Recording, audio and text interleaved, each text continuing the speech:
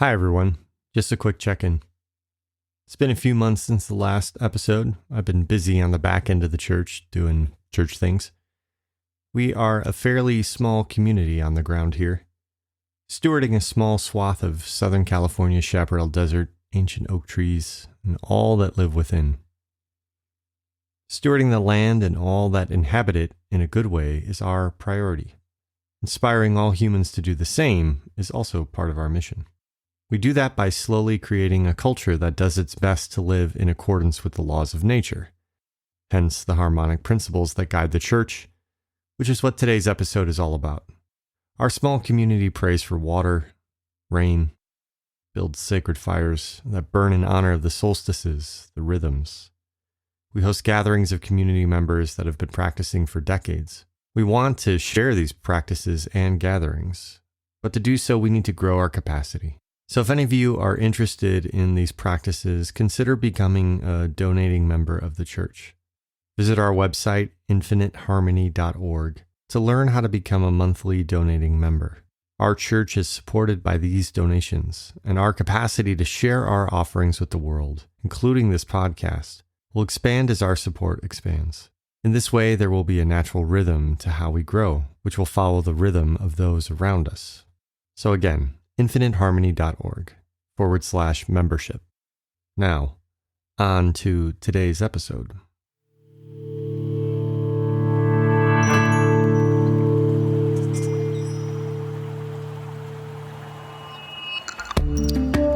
Welcome back to the Infinite Harmony podcast. I'm your host, Jackie Dragon, and today we're going to discuss the 7th and 8th harmonic principles of the church. The principle of change and the principle of polarity. And no, if you're concerned you missed something, you haven't. We are going out of order. In order to unravel the mystery of these two principles, we have to follow a golden thread into the mythos of Hermes Trismegistus and his legacy, which span over 2 millennia and has a place in ancient Greek, Islamic, and Christian traditions. Hermes Trismegistus, a mythical figure that transcends time in many ways. Having thought to have been alive in the time of Abraham, and a teacher to the great masters of that era from all over the land, from India to Egypt. He is an amalgamation of the Greek god Hermes and the Egyptian god Thoth. Both gods were thought to preside over wisdom, magic, and writing, among other domains. However, the figure that emerges from this fusion isn't merely a god. Rather, he's presented as a philosopher king, a wise teacher and legendary figure at the intersection of divinity and human wisdom. His teachings, known as Hermeticism, have persisted as a mystic tradition deeply rooted in the notion that understanding natural law can build a basis for the pursuit of spiritual understanding, and that by organizing one's mind, one can affect the outcome of this reality. In other words, magic. If you explore the historical records, the mention of Hermes Trismegistus and the Hermetic texts can be found in works from various times, ranging from Hellenistic Egypt to the European Renaissance. The texts produced, like the Corpus Hermeticum, were essentially dialogues between Hermes Trismegistus and various disciples.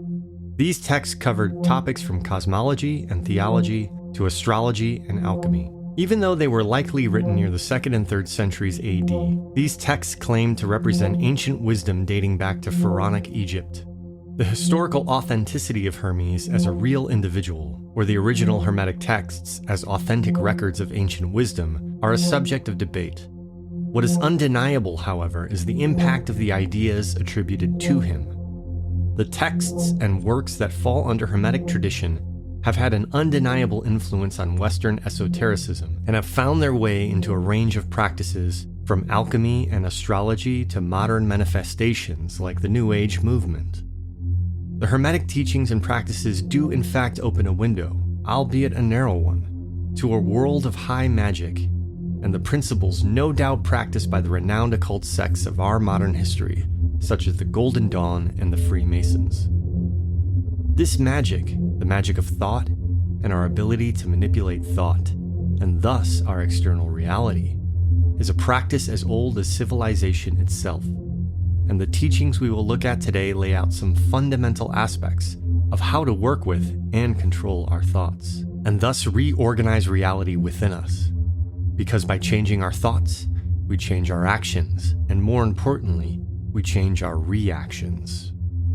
It's important to recognize here that we're not talking about the art of manifestation in the New Age sense. These studies are not intended to teach you how to make $1 million appear out of nowhere.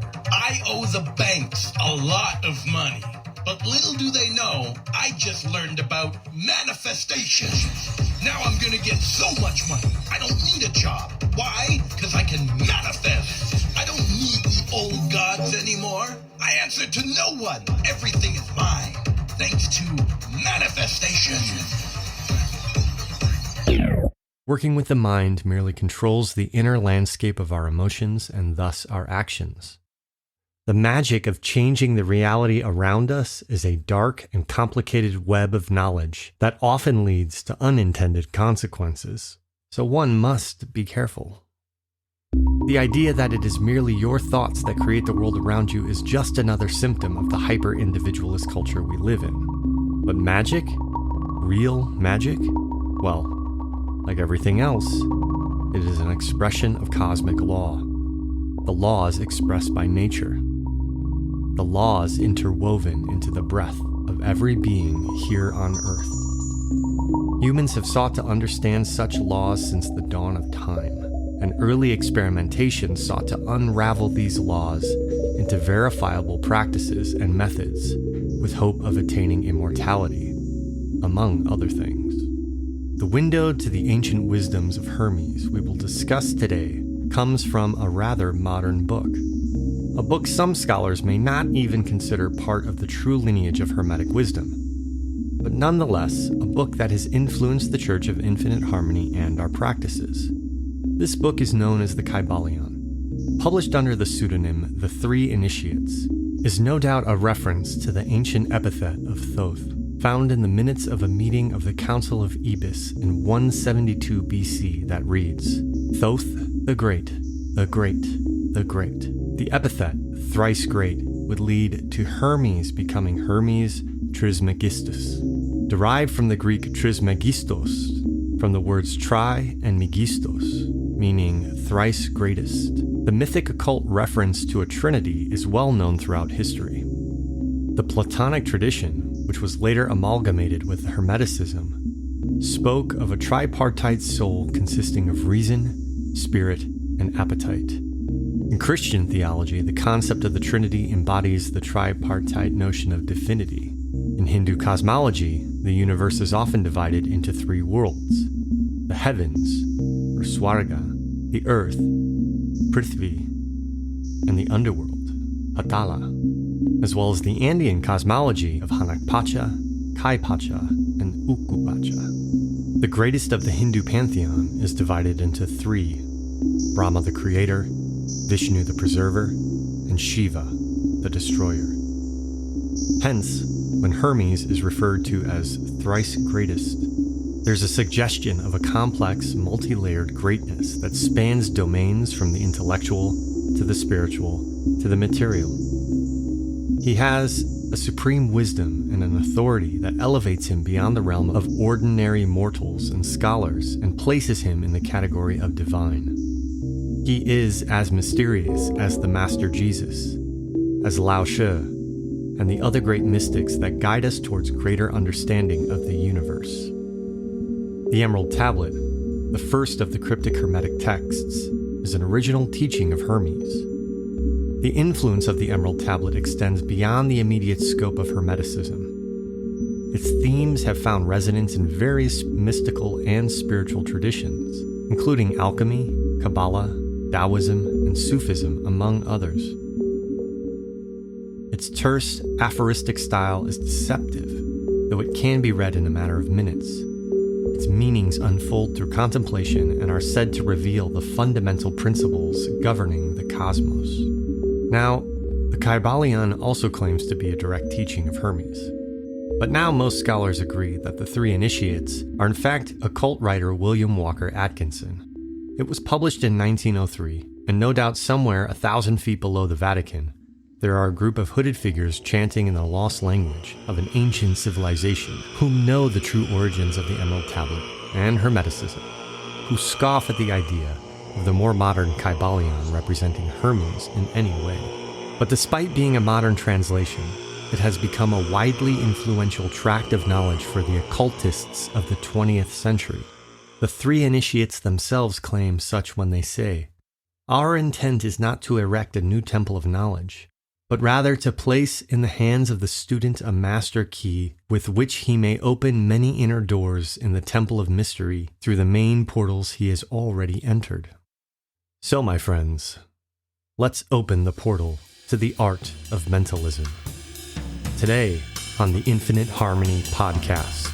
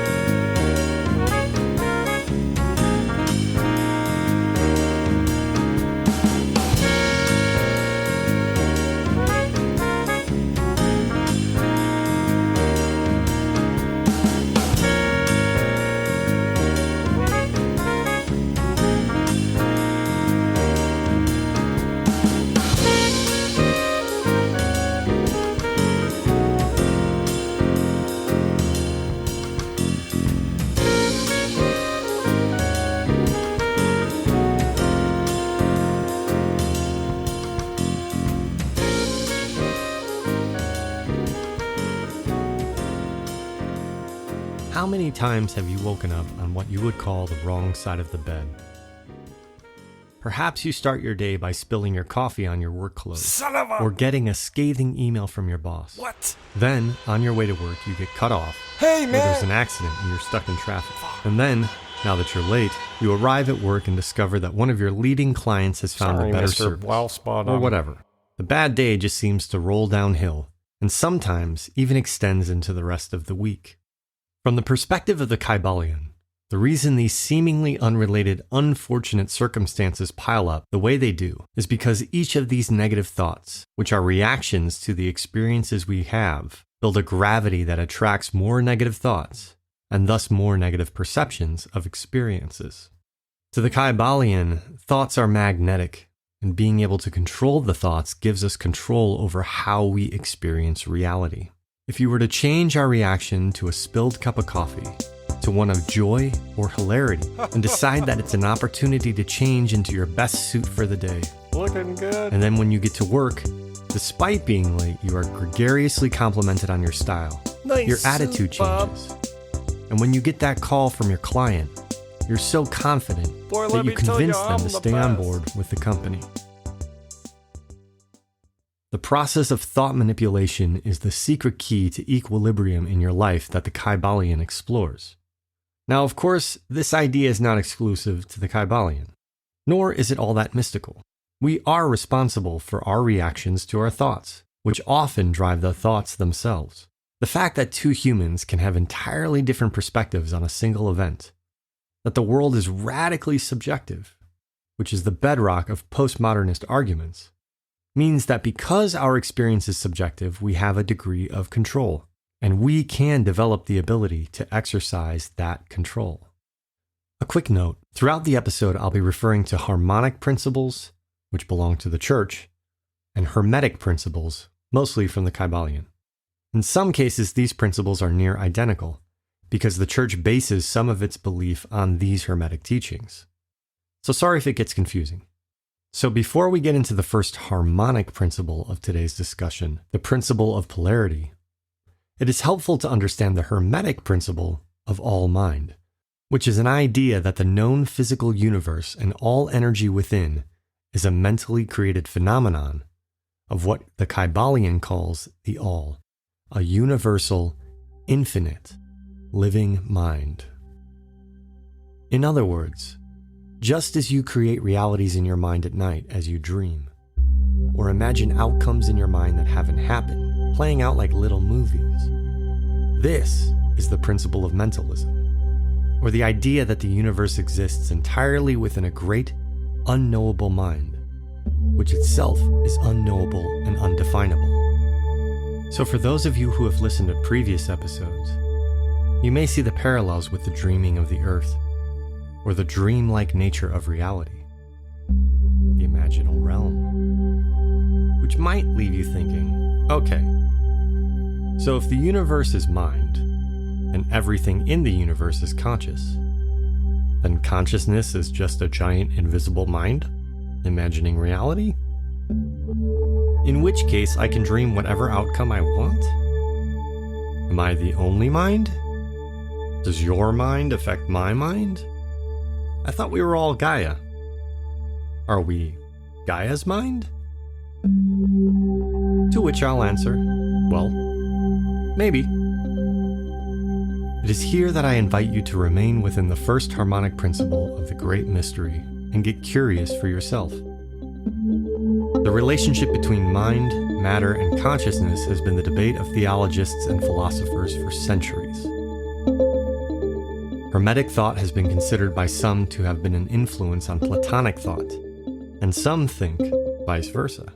We see Plato discussing the soul in expansive ways. Not only do humans have souls in Platonic philosophy, but the entire cosmos is often portrayed as a living, intelligent being, a concept known as anima mundi, the cosmic animism. This idea that the cosmos has a soul and is organized according to the rational principles is perhaps where Platonic philosophy comes closest to intersecting with our more animistic worldviews. The all-mind is not necessarily a human mind, but something beyond.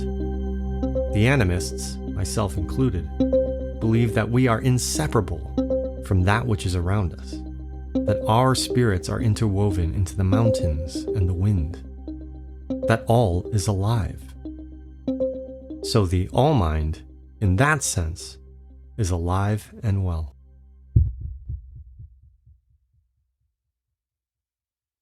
We will discuss the intersection of rationality and animism often, the intersections of the indigenous mind and the rational mind, of static and dynamic systems. Remember the harmonic principle of coherence, and ask yourself how two seemingly opposite concepts can merge into a third property, superior to the duality of the two, a co-emergent quality. In this way, our thinking becomes thrice great. As we've discussed before, in the natural world, the union of hydrogen and oxygen, two distinct and reactive gases, creates water, a substance that is essential for life and possesses properties that are vastly different and more complex than those of its constituent elements. This co-emergence highlights how the synthesis of opposites can yield something entirely new and vital, an idea that resonates deeply with the Hermetic thought. In all this talk of harmonic and Hermetic principles, let's take a moment to look at the word principle. Like many of our words, the root stems from the Latin meaning something akin to source, or foundations, or first. So the idea of establishing principles is establishing a foundation of thought first and foremost. These ideas become a basis for everything else. I will say, however, the Church of Infinite Harmony holds within it a key not often found in other principle teachings of different traditions. Hidden in plain sight in the Church's very first principle is the idea that all things can change, including the principles. This is important because there is no declaration here that states that these principles, be them Hermetic or Harmonic, are not subject to change. A foundation can be reinforced, made stronger, changed. There is no claim here to the absolute, because the absolute is paradoxical, which leads us to why the power and understanding of polarity is also the understanding of paradox and the infinitely unknowable nature of all.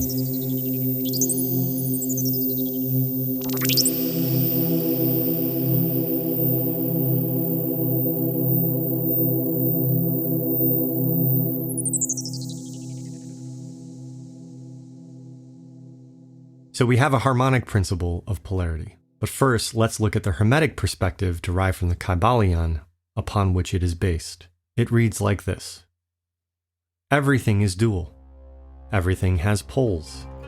Everything has its pair of opposites. Like and unlike are the same. Opposites are identical in nature, but different in degree. Extremes meet. All truths are but half-truths. All paradoxes may be reconciled. To the Kybalion, this is the foundational axiom for understanding how to navigate reality as we experience it in our human body. Think of all the ways in which we suffer not only individually, but as a culture for the inability to reconcile what seems like opposite perspectives, whether they be religious, political, or social. The Kybalion says, quote, thesis and antithesis are identical in nature, but different in degree, end quote. This idea is fundamental in our understanding of paradox, which in turn is fundamental to understanding our universe. The current definition of paradox reads something like this. A situation, person, or thing that combines contradictory features or qualities. Or something like, a statement that is seemingly contradictory or opposed to common sense, and yet is perhaps true. But all of this doesn't quite hit the mark of understanding that this word might provide. For that we have to turn to the origin of the words within. The prefix para has origins that hint to something like beyond, and doxa, which means opinion, comes from dokain, which is more like to seem or to think. This puts paradox in the realm of meaning beyond thinking or what may seem to be. Now by that definition, paradox becomes the fundament of something like the Tao, or that which exists beyond words, a word that represents the great mystery. Paradox, as we tend to know it, is something that is both simultaneously true and contradictory, or in other words, identical in nature but different in degree. Take something as simple as hot and cold. The Kybalion says, quote, heat and cold are identical in nature, the differences being merely a matter of degrees. The thermometer shows many degrees of temperature, the lowest pole being called cold and the highest being called heat. Between these two poles are many degrees of heat or cold. Call them either and you are equally correct. The higher of the 2 degrees is always warmer, while the lower is always colder. There is no absolute standard. All is a matter of degree. There is no place on the thermometer where heat ceases and cold begins. It is all a matter of higher or lower vibrations. The very terms high and low, which we are compelled to use, are but poles of the same thing. The terms are relative. So with east and west. Travel around the world in an eastward direction and you reach a point which is called west at your starting point. Travel far enough north and you will find yourself traveling south, or vice versa, end quote. The same could be said for light and darkness, or the scales of music, starting from C and ending with C, or sharp and dull, etc., etc. From this perspective, all opposing ideas on the same plane, say pro-choice and pro-life, or liberalism and conservatism, are in the same in principle but only different by degree. For one to exist, so must the other.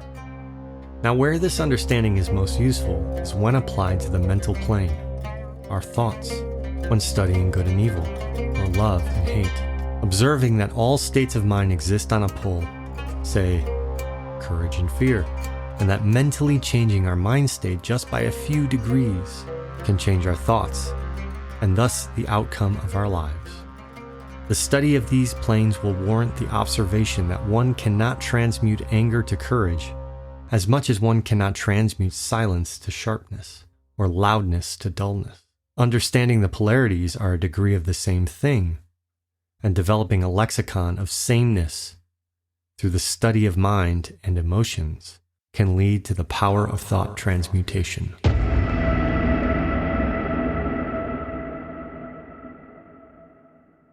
To better understand these poles and their degrees, let's look at the Hermetic principle of rhythm. The principle of rhythm states, quote, night follows day and day night.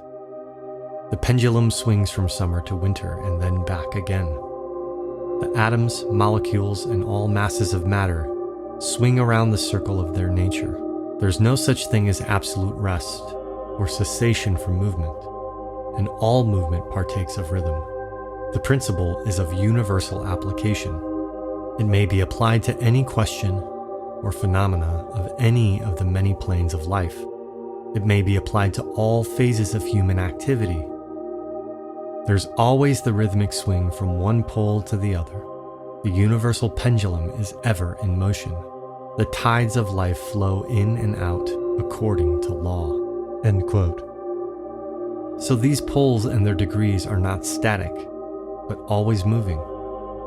When we look at this through the lens of mentalism, the all-mind, we see that our mind is always moving in rhythm from one pole to the next. There is a natural movement ever present.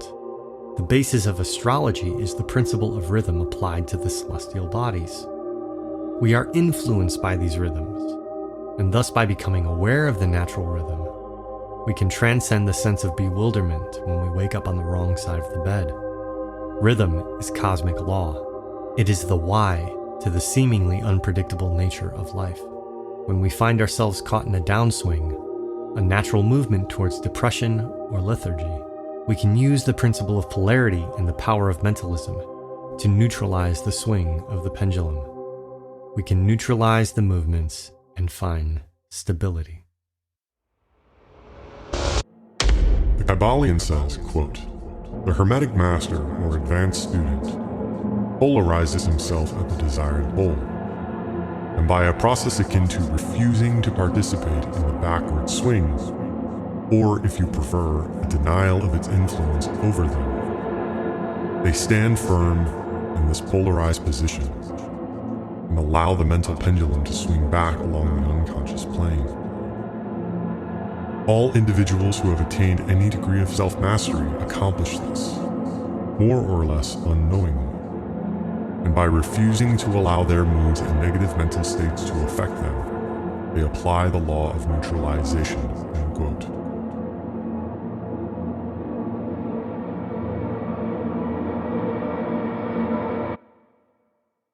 Further inquiry into this reveals that one can observe the swinging of the pendulum. It is compensatory, or in other words, the farther it swings in one direction, the farther it swings back in the other. This is simple enough to see on the physical plane as stock markets rise and fall, or housing prices, or the tides that roll in and out, but also on the mental plane. The psychological idea of mania, for instance, where we experience a higher high but also lower lows. The thrill of a great night of drinking followed by an incredulous hangover.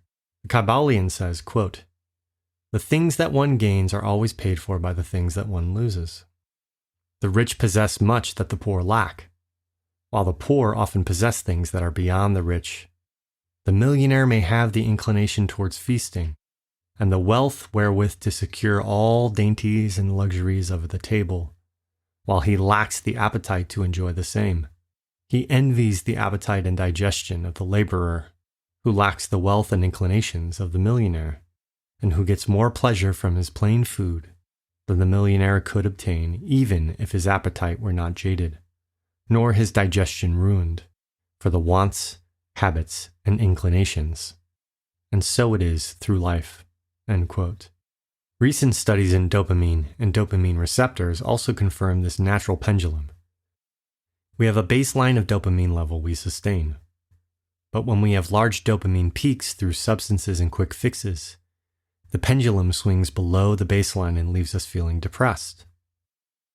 The more we crave quick fixes, the harder it becomes to get back above the baseline.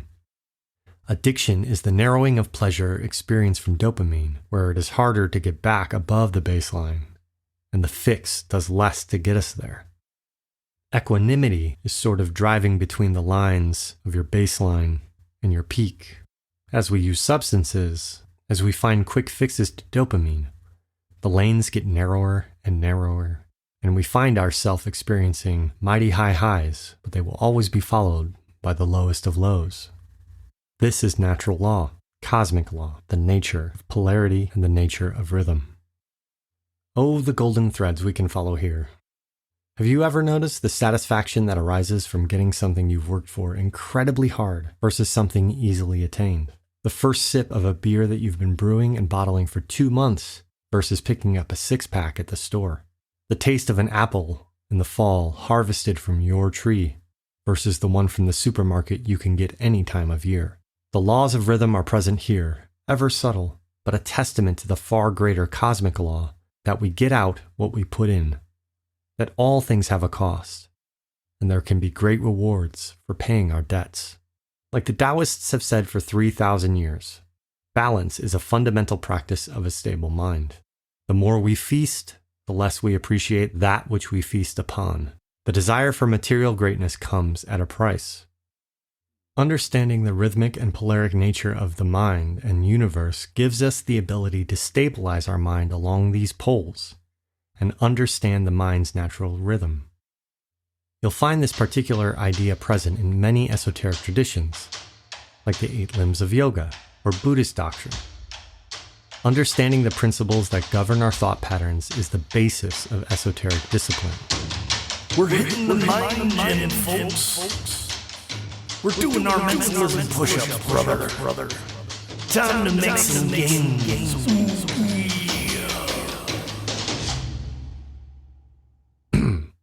Which leads us to the harmonic principle of polarity. Yes, our principle, which reads, quote, harmony can only be understood through disharmony, which manifests on the polarities as peril, danger, or discord. The disharmonic vibrations of our existence accentuate the innate human desire toward harmony. One cannot be experienced without the other. The nature of the experienced universe is rooted in polarity. End quote. From the harmonic perspective, we see an acknowledgement that disharmony, discord, and suffering are an essential part of our universe, as we cannot know the equanimity of harmony without understanding the quality of disharmony. The Hermetic teachings offer a means to using our mental will to draw our mind from one pole to the other to ease suffering. And the harmonic principle teaches us that the acceptance is an equally valuable and potent tool of obtaining equilibrium or balance. Now this sets us up for a deeper understanding of the 8th harmonic principle, the principle of change, which reads, quote, the universe is not static. It is in a perpetual state of atomic change, which is the very basis of the continuity of life. Our choices create change. The being that cannot change will suffer. Our liberation from suffering is dependent on our adaptability and our choice. We utilize the harmonic principle of change to shift our thoughts, to rhythmically shift them from one feeling to another, from one perception to another. We practice the Hermetic principles of vibration, polarity, and rhythm to maintain an infinite mind state toward harmony. End quote. As you can see, coded within the principle of change are the practices of the Hermetic principles as a means towards easing suffering in our daily lives. This is the acceptance of the old axiom that the only constant is change. Whether it's the natural rhythms of our emotions and energy, or the bigger changes that arise out of relationship, careers, or personal health, we understand that the universe is a dynamic system, meaning that it is always changing. Think of what it mostly means to suffer, of why we feel upset, irritated, or angry. Think of how often it's because something has changed. Like the local deli ran out of your favorite soup, or your romantic partner no longer feels the same way about you as they did, or your landlord gives you a 30-day notice, or the stock market is moving into a recession. Think of how often our suffering is merely an unwillingness to accept these changes. This is where yet another Hermetic practice comes in. Now, we've already talked about polarity and rhythm, so let's talk about vibration. To the Kybalion, vibration explains the different states of various forms of matter and energy. We know this to be true from the standpoint of modern physics, of course. Everything is moving. You only have to look as far as the Scientific American Journal to read such articles such as Tam Hunt's "It's All About Vibrations, Man," to read about the vibratory and resonant nature of consciousness in the human brain. Movement produces light, heat, sound, and color. At certain densities and rates, even magnetism and electricity are emitted. Everything is vibrating. So what does that mean? Well, according to the Hermeticists, it means that our thoughts also vibrate at a certain frequency. And by becoming aware of our thoughts, through the awareness of our vibration, much like polarization, we can change the thought forms in our minds. Reading deeper into the Kybalion, you will find that Hermeticists believe that through this principle one can truly bend reality, achieve degrees of telepathy, even change the states of matter. Regardless of whether you believe that or not, the deeper teaching as recognized by the Church is simply that because all things are vibrating, including us, it means that they are in motion. And the awareness of that motion brings a deeper understanding of the nature of reality, and our minds and our ability to move with things.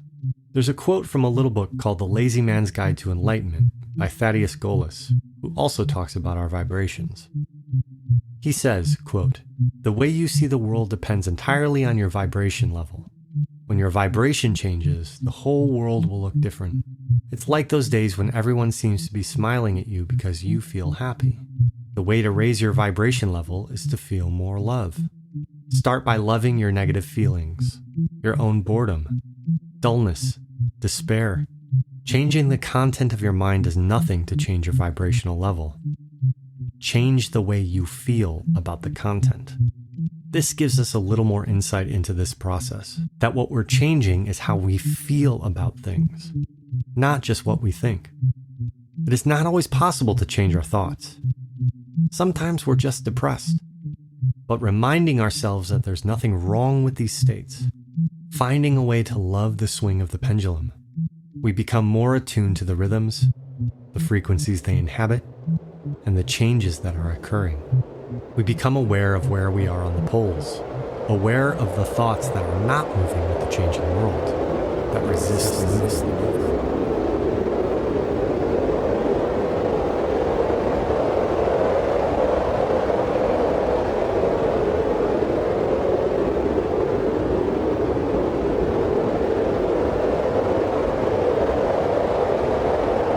For those of you who have been lucky enough to have your heart broken, think of the nature of that experience. Your partner ultimately decided, for whatever myriad of reasons, that you are no longer a fit partner. Something changes. The heart breaks, and we are swimming in grief. There's so much energy in this state. Where did it all come from? This endless well of thoughts and emotions. How much is the broken heart a resistance to the new reality of no longer being the beloved? How much of heartbreak is the pain that comes from an unwillingness to change in the deepest way? I've been through it, to be certain, and once I was able to truly embrace the change, the grief was still present, but present with a sweetness and an awareness that I was experiencing the depth of my capacity to love, that I could use the pain to propel me into a new life and have new experiences.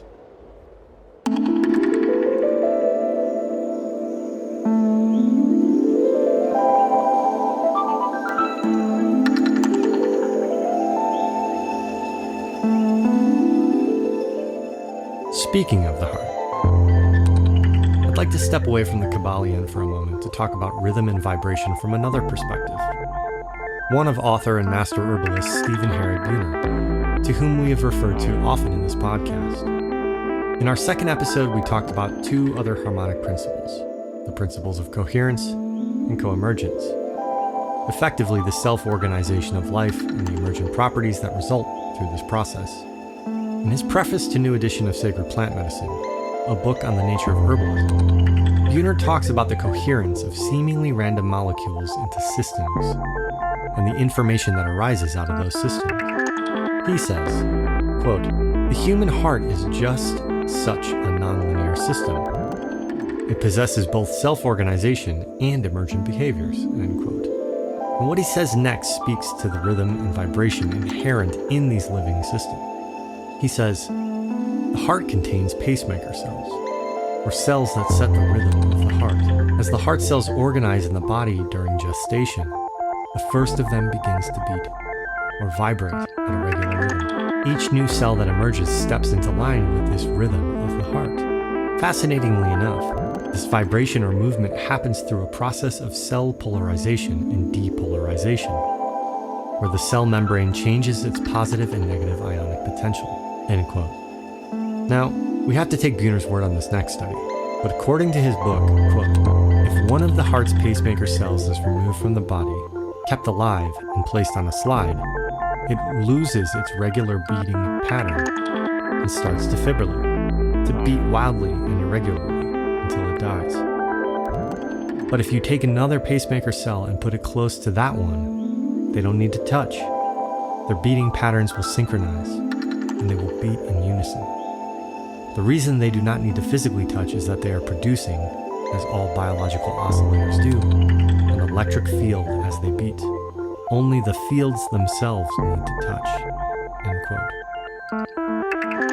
If the heart, the rhythmic core of our existence, truly beats by the harmony of billions of cells, then we must certainly be able to extend our awareness to this rhythmic nature the Hermeticists speak of. Thus, we practice the Hermetic principle of vibration, polarity, and rhythm to maintain an infinite mind state toward harmony.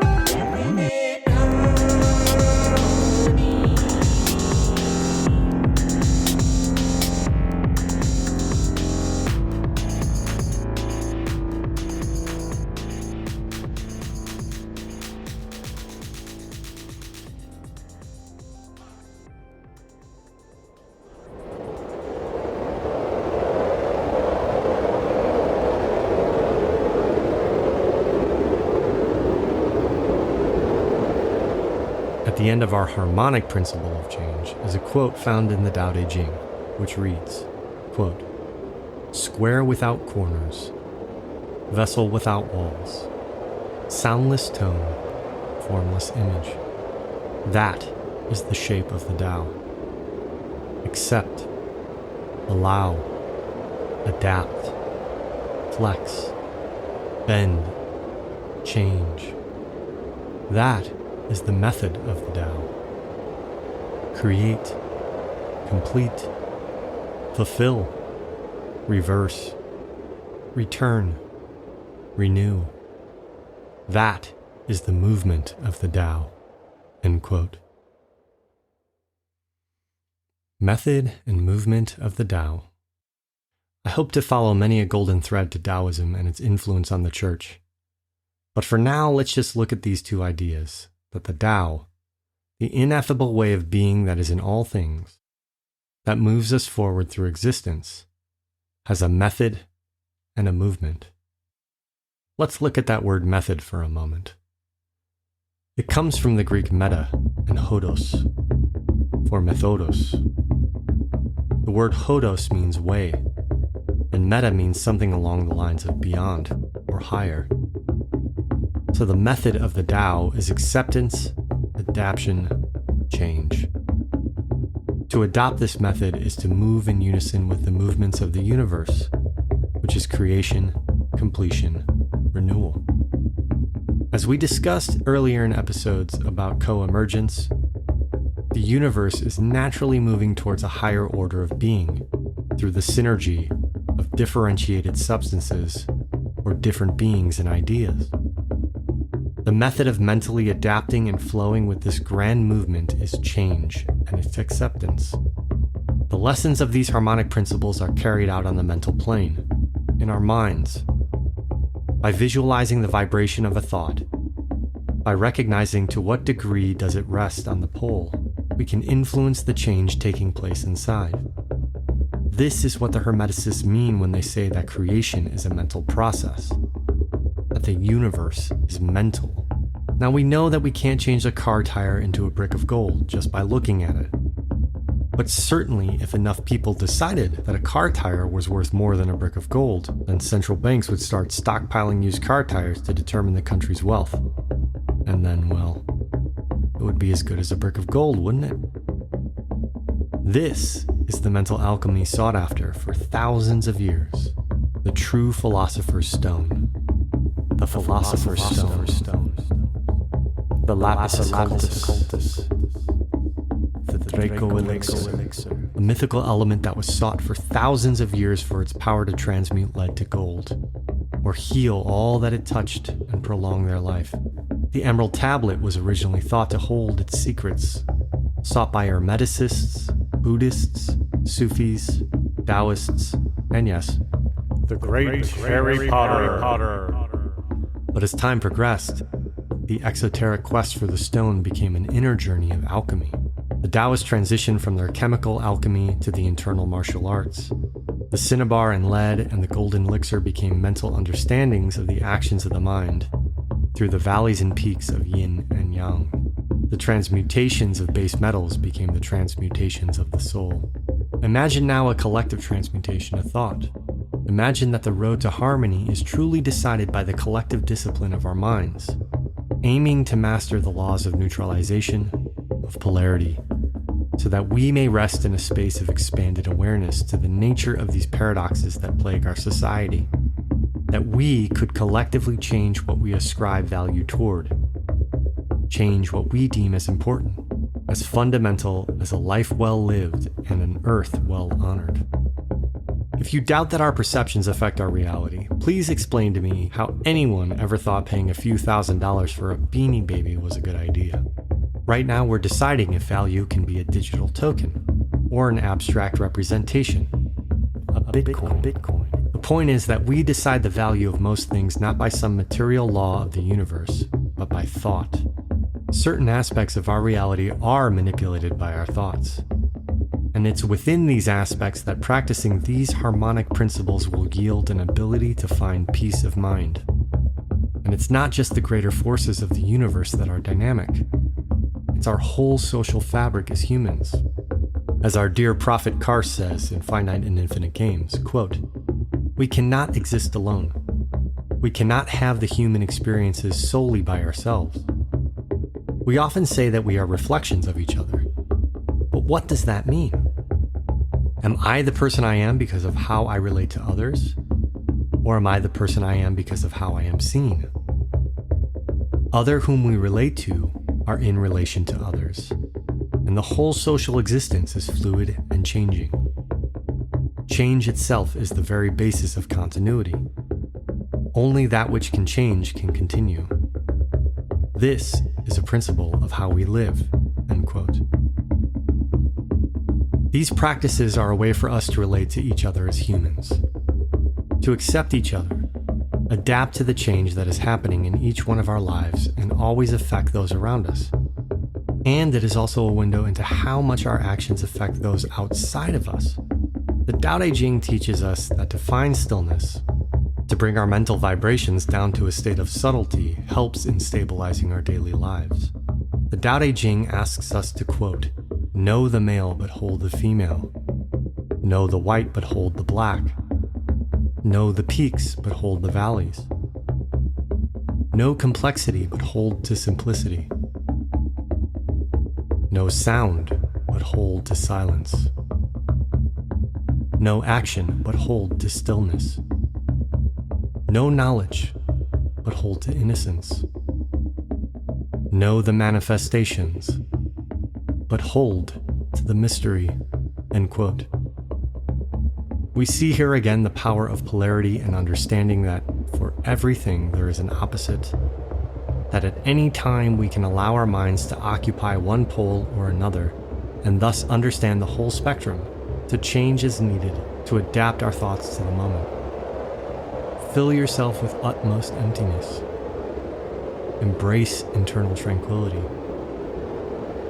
The 10,000 things, see how they arise and flow around you, each one coming into being, growing, adapting, changing, fulfilling, then returning to the source.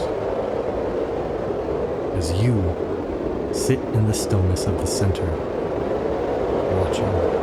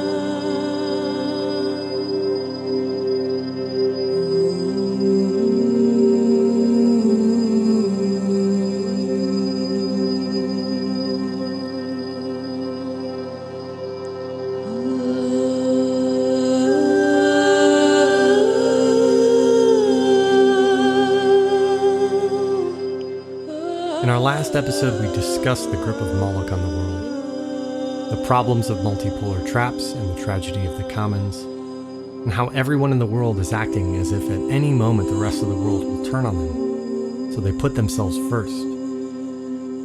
And, in a sense, they're not wrong. There's an old saying in the New Age world that if a small percentage of humans, say even 10%, were able to organize their minds and hearts and live in true peace, that it would be a critical mass enough to shift the global balance. You can see it in your mind's eye, can't you? 800 million people in meditation, or perhaps just communing in the parks of their cities, not working, not buying anything, refusing to participate in this madness until something changed. Suddenly, the leaders of our nation recognized that progress and regression are natural cycles of existence, that infinite growth is not. They learn to anticipate these cycles, much like a gardener knows when to harvest and when to let the earth rest. Eventually, economic policies are designed not to exploit resources to the brink, but to allow for regeneration. Conservation efforts are aligned with the natural rhythms of the ecosystems they protect. A respect to the law of rhythm avoids the extremes of boom and bust, creating a more stable and sustainable society, not hell-bent on outcompeting the rest of the world. Soon we all look upon the world not in terms of rigid opposites, but as a spectrum of interconnected forces. Conflicts are approached with an understanding that opposing views are often different expressions of the same underlying truths. Great laws of polarity govern diplomacy and transform negotiations and international treaties. Instead of nations going to war over resources, they collaborate, recognizing how all solutions are on a spectrum, and that it's in fact easy to honor the diverse needs and strengths of each nation. Within communities, dialogues replace debates. People listen, realizing each point of view, no matter how different, contributes to a greater understanding.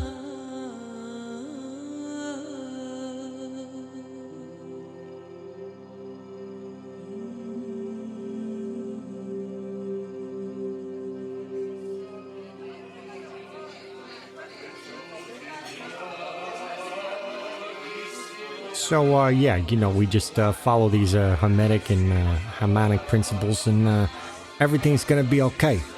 So get to it. Yeah, okay, boss. Whatever you say. I get it.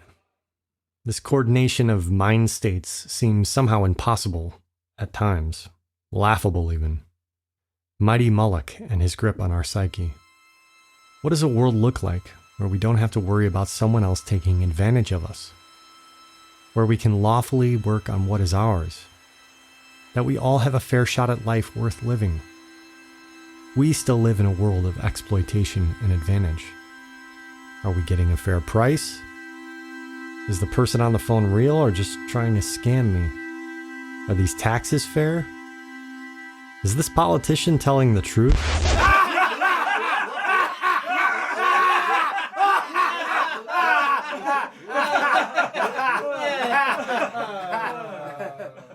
Governments also act as if at any moment other countries will exploit them, and they try to act first in the best interest of their people, and so on and so on and so on and so on. We are not guided by greater law or a greater sense of reciprocity. We are guided by the laws of men who do not trust each other, humans who don't trust each other. Consider that for a moment. Where in your life do you act as if you can't trust others? Where in your life are you untrustworthy? The Harmonic principles teach us how to live within the limitations of our universe in a good way. To adhere to the law is to be liberated from constantly having to decide one's actions. We have spoken in the past on the ideas of freedom versus limitation. For all of our freedoms as humans, we seem to have chosen to use that freedom to move against our brothers and sisters, to cheat them, to find a way to come out on top. We are free to drown in the vast amount of choices until we are paralyzed. We are free to be lost without direction or hope. We are free to use our unchecked power to dominate. Is all of this freedom also not a limitation? And conversely, the limitations of natural law grant us the freedom not to be so overwhelmed with the burden of how to act moment to moment. To be guided by principles, as we are here in the church, is to be free to turn our creativity to something far more rewarding. Consider the magic that is music. The frets of a guitar or the keys of a piano are a limitation in the sense that they confine us to one note as opposed to a spectrum of frequency. But the limitation of only having a keyboard of perfectly tuned notes gives us the freedom to find harmony through all 10 fingers. By adhering to the laws of music, we experience the freedom of expression. Think about it. By limiting ourselves, we have the freedom to not have to constantly attend to finding the right frequency. Remember all that talk about vibration and depression and doing all this mental work? Consider for a moment that our freedoms have led to a complexity of living that is currently beyond the capacity of the human brain to deal with. That the limitations of culture and even religion allowed us to rest in having some choices made for us, some ways of living just taken for granted, as opposed to figuring everything out for the first time, again and again and again.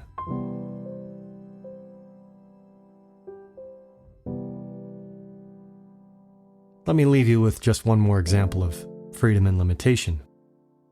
Consider the engine. It's a limiting mechanism for the explosive power that occurs within the pistons, and it requires pinpoint precision. There's no room in an engine for improvisation.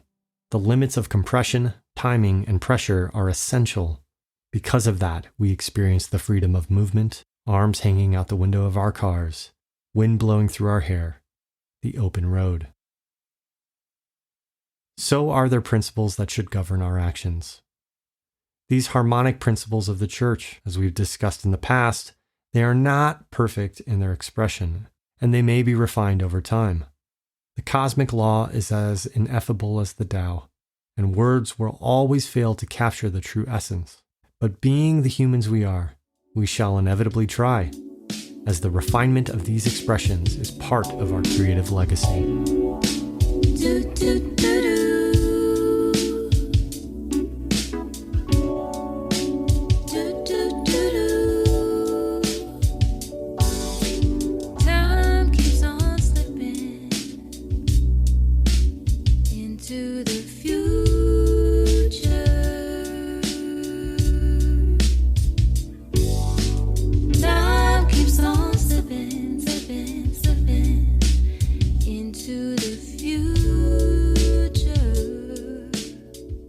We are surrounded by potential scenarios where we self-destruct.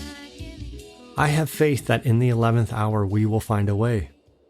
but we have no way of knowing when that 11th hour is. In the meantime, notice how the world around you is guided by greater laws than our own. How balance is achieved in nature. How polarity is everywhere and essential to existence.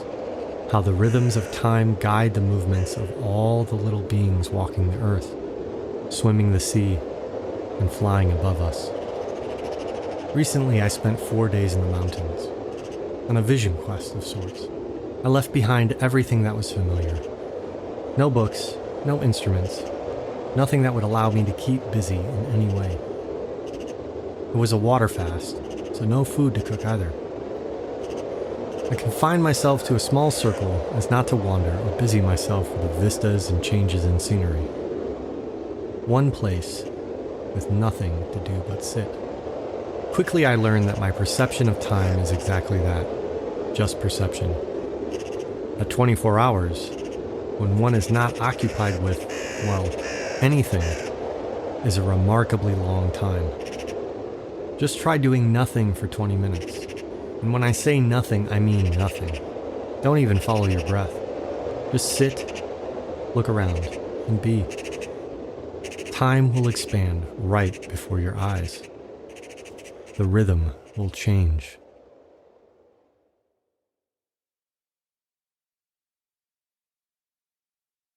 In a world fueled by caffeine and horsepower, it's no wonder we can't seem to grasp why everything is out of control. Somewhere along the road, we have forgotten the laws of the land, the principles that guide the flowers to bloom, the oceans to swell. What principle guides the sun to beat upon the ocean surface, urging the water to evaporate into the air, gather in the clouds as the winds spiral, and the harrowing gale of a hurricane emerges?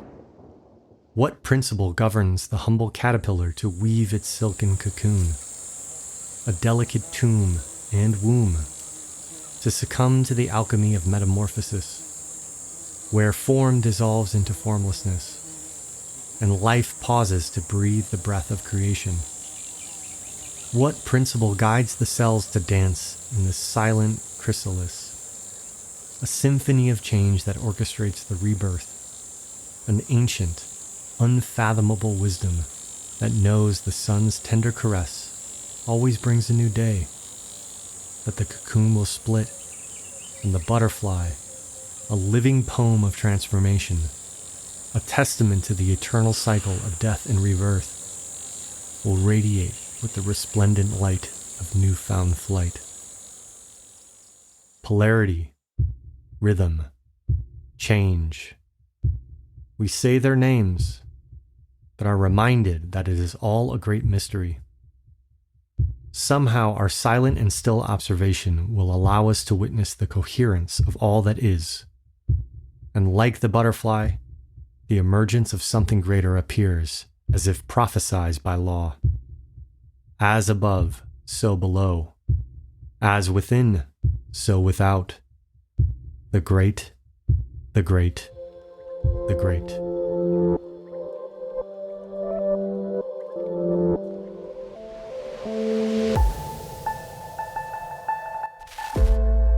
Thanks for listening. I hope you enjoyed today's contemplations, and I look forward to hearing from you. As always, feel free to ask questions or offer feedback in our forum at infiniteharmony.org, which will include the transcripts of each episode for quotes and references. Again, if you're interested in supporting this podcast, our work, you can become a donating member of the Church of Infinite Harmony. You can donate any amount you want, once a month or as often as you like. As a nonprofit organization, this podcast and our organization are supported by your donations. Visit infiniteharmony.org and become a monthly donating member. This episode contains music by Azira, opening theme by Coyote, cover of Steve Miller's Fly Like an Eagle by Julia Cannon, the music of Azah, the vocals of Mattia Kali and Maddie Heyman, and an epic TikTok parody on Manifestation by Graham Barrett, which I highly recommend watching. The audio makes way more sense with the video. Special thanks to the Liberty Crew laugh track. Well, till next time, get on those mentalism push-ups, brother and sister, everything in between. All right. Peace. Yeah.